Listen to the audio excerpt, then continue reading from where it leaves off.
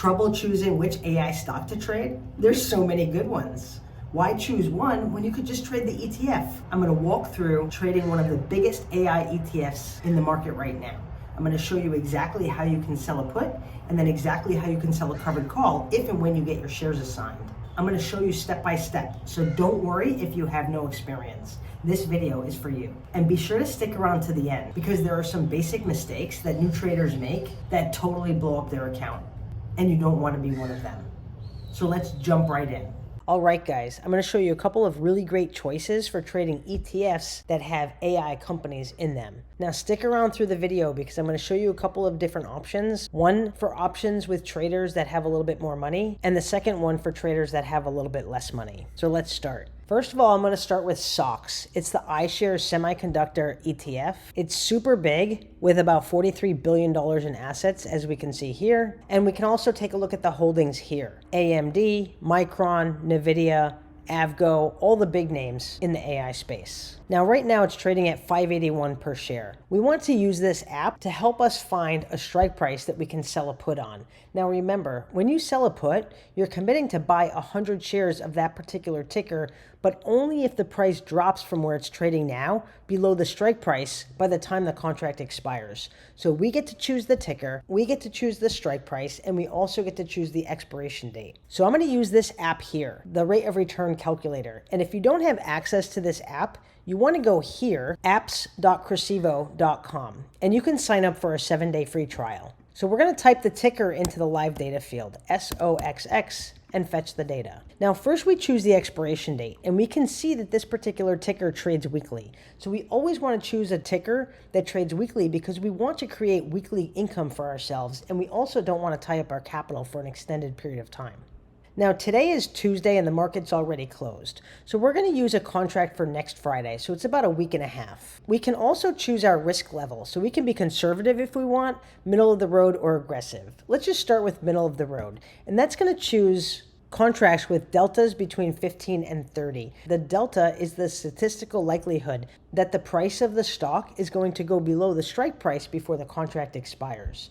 In other words, a delta of 22, like we see here, has an approximate 22% likelihood it's going to drop that low. If we choose a lower delta, let's say a 15 delta, the premium we get paid is less because it's less likely to have to buy the shares by the time the contract expires. Conversely, if we go with a higher delta, the premium is more because it's closer to where the stock is trading, and so it's more likely to have to buy the shares. Let's just start with the contract that the system pulled up for us. Now, the system tells us that the ticker is trading at $5.48 per share right now, as we can see here. If we were to sell a 505 put, we can see it has a 22 delta. And we can also see that it would have to drop almost 8% in order to require us to buy the shares before next Friday. Now, this contract is paying 7.1, meaning $710 gets dropped into our account right when we hit the trade. On this trade, we need $50,000 in our account if we're selling a cash secured put, but we can also sell a put on margin. The easiest way to check the margin required is to go to the broker-dealer website. So I'm going to go to Thinkorswim here, and I'm going to choose the July 17th contract for SOXX. And we were looking up the 505 put. So I'm going to click on that contract here, and I'm going to analyze the trade. And we can see here what the margin requirement is. If you want to sell a cash secured put and be super conservative and not use any leverage, you would need to have $50,500 to make the trade. But if you wanted to use margin, you'll see here that the required amount is far less, about $7,500. Now, going back to our app here, if we were to sell this contract, assuming that the contract expires worthless next Friday, we're making about 1.4% on our money for 10 days time. So that annualizes out to a little bit over 51%. Now from this, you can go more conservative or you can go more aggressive. So if we go more conservative as an example, we just click the conservative button and recalculate. And we pull up all these strikes here. So for example, if we went with a lower delta, a 10 delta, and the strike price is $470, we're paid a bit less, $250, because the strike price is further away from where the stock is trading. So we're only making about 19% annualized on our money. But it's lower risk that we may not have to buy the shares. If we go more aggressive and we choose a strike price closer to where the stock is currently trading, for example, let's say a $545 put when the stock is trading at $548, well, we can see now we're making almost $2,000, $1,990, as we can see here, and our annualized rate of return is a little bit over 133%. Closer to where the stock is trading, higher the premium. Further away from where the stock is trading, the lower the premium. Now, if you have to buy the shares, you can also get a sense of how much you would make selling a covered call. So we're going to click into this rate of return short calls, and we're going to click on the live data here. And we're going to type in SOXX, our ticker, and fetch the data. We're going to use a similar expiration date of next Friday. Now let's assume you paid $550 for the shares. Well, we can choose different strikes here. So let's say if you were to choose a $555 covered call that expires in about 10 days time, well, that contract is trading a little bit over $2,000. So here's what this shows us. First, we start by selling a put. We keep our money in cash. We're committing to buy the stock only if it drops below a certain value before the contract expires. If it doesn't drop, we don't buy the shares. Either way, we keep the premium. Worst case scenario, if it drops below the strike and we have to buy that ticker, it's totally okay because we turn right around and sell a covered call against it. Now I'm going to show you an alternative, which is XLK. It's a similar ETF in that it holds AI type stocks, but it's by State Street instead of iShares. Now we can look up the ETF here. And as we can see, it has about $119 billion in assets under management. And it's trading for far less than SOXX at about $183 per share. We can also take a look at the holdings here, and it's very similar. Nvidia, AMD, Micron, Intel, etc. Now let's take a look at the app. So let's look at a put first. And we're going to go to the same place as we did previously, the rate of return calculator for short puts. We're going to type the ticker in here and fetch the data. And we'll choose the same next Friday expiration date, and we'll start with the same mid-range risk level. We're going to fetch the contracts here, and the first contract that pulls up for us is a $170 put. So right now this ticker is trading at $179.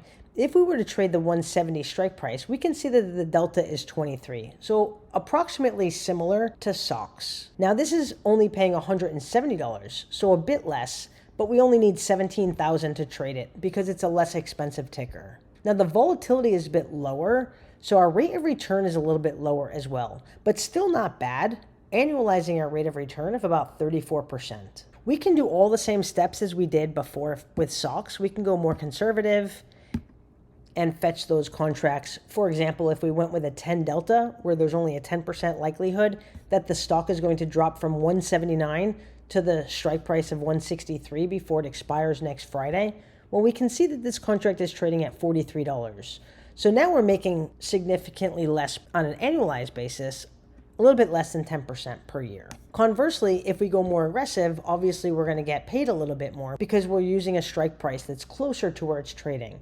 So for example, if we were to trade a contract that's pretty close to where it's trading right now, like a 178 strike price, well, that's paying $380. We need about $17,800 to make the trade if it's a cash secured put. And our annualized rate of return is a little bit over 77% per year.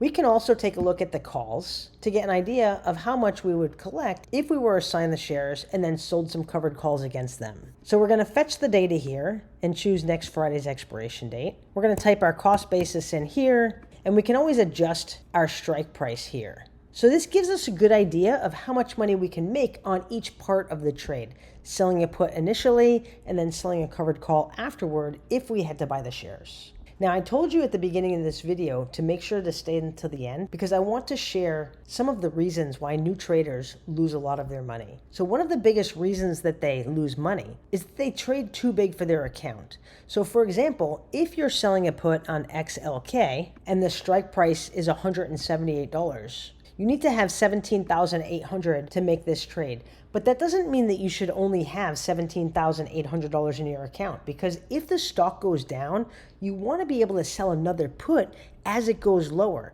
Because face it, if you like the ticker at $178, you should really like it if it goes down in value. That's one of the biggest mistakes that traders make, is that if and when their ticker drops in value, which happens all the time by the way, they freak out and liquidate their position and turn a paper loss into a real loss. You definitely don't want to do that. So what do you guys think about that trade, huh? What do you think about the concept of selling puts and selling covered calls to create weekly income? It sure beats having a day job. If this video helped, be sure to smash the like button. Subscribe to the channel. I'm putting up new videos every day, talking all about options, and you don't want to miss an episode. Thanks for watching, and happy trading.